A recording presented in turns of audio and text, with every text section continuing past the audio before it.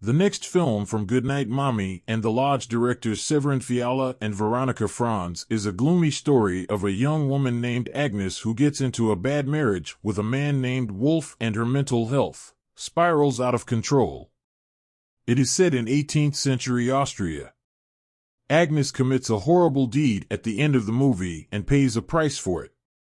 In this article about the Devil's Baths resolution, we give a quick summary of the narrative and pose the query: was Agnes content with her destiny? How does the movie start? A baby is sobbing at the start of the movie. The mother scoops up the crying youngster, but instead of comforting him, she tosses him over a waterfall's edge. The woman is decapitated after confessing to the murder, off camera. The community is then reminded that murder is wrong by having her head placed in a cage. However, as we learn later in the movie, the local villagers think of another sin as worse, a transgression that, according to their antiquated belief system, results in eternal damnation. What causes Agnes's depression? Following the terrifying beginning of the movie, we meet Agnes, a woman, on her wedding day. The residents of the village celebrate her marriage to a man named Wolf. Agnes and Wolf have a wonderful day, but regrettably, there are unhappy days in between. Wolf is unable to consummate their marriage on their first night together. He never gives an explanation for why he can't have sex with Agnes, but it's plausible that he is gay.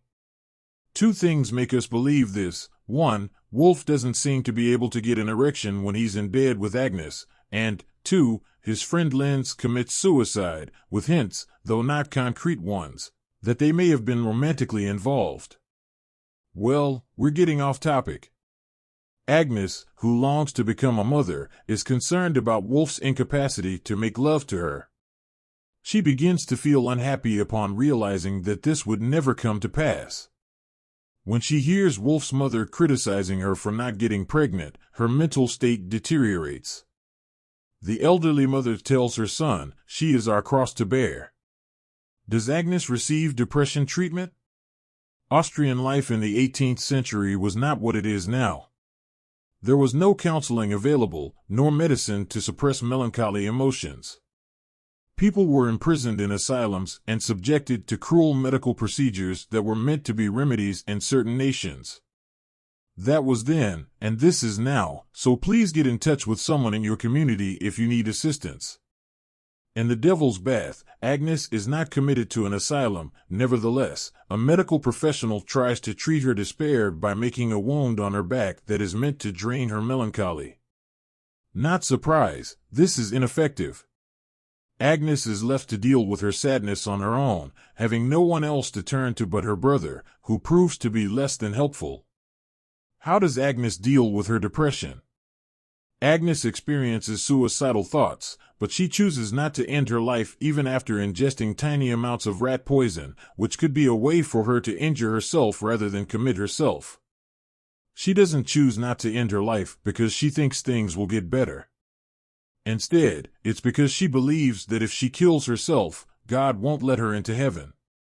The priest's lecture after Lenz's death in the movie illustrates this viewpoint of the early Christians at the period. He said that suicide is not forgiven in God's eyes and is even worse than murder.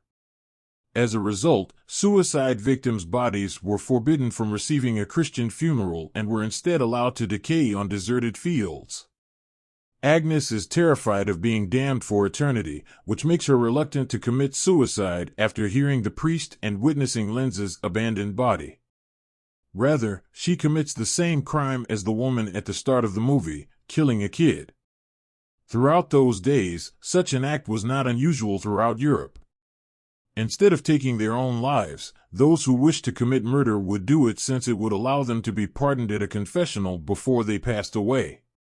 This conduct was referred to as suicide by proxy. Agnes murders a boy before confessing her transgression to a priest. She is ecstatic when he cleanses her of her sin since she thinks she will now be able to enter heaven. What is Agnes's fate? Agnes meets the same end as the woman at the opening of the movie.